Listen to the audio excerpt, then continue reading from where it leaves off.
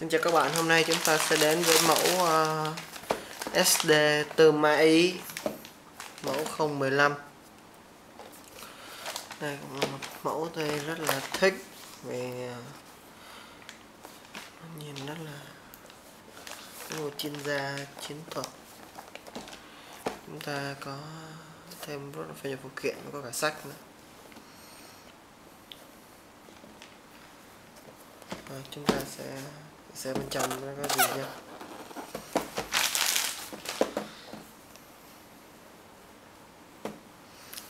Xem mà không.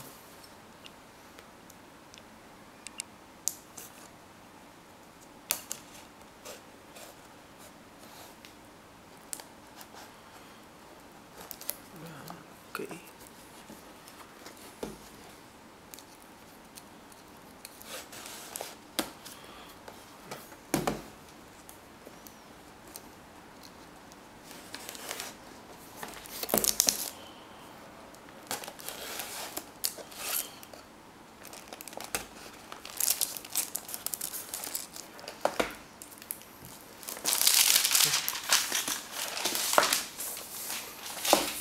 Mẫu tơ Mai 0.15. Chúng xem.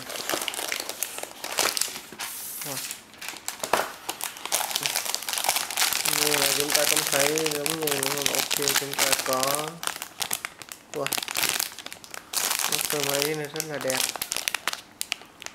Chúng ta có phần nhựa màu bạc rất là đẹp.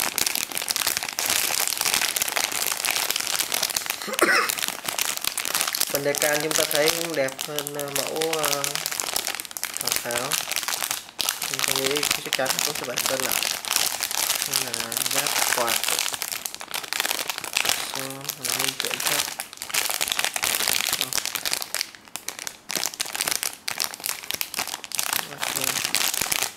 Nó dọc này. Nhưng tất cả là đều tin Japan 100%. Để xem qua có gì. Phần giáp màu trắng bên ngoài các bạn thấy nhìn rất là đẹp.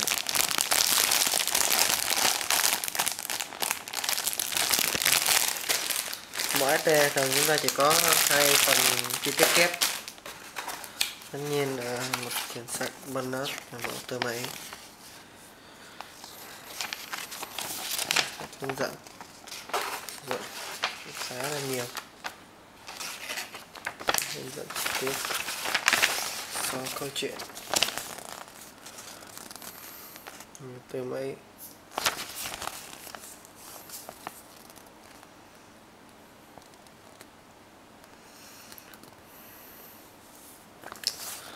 Được làm theo mẫu Sajibi MS là 104.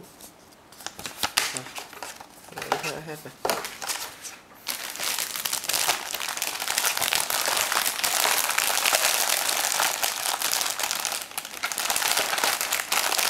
Cảm ơn các bạn đã quan tâm. Mọi chi tiết thắc mắc các bạn có thể đăng nhập vào website mechavn.org để biết thêm chi tiết. Cảm ơn các bạn đã quan tâm theo dõi.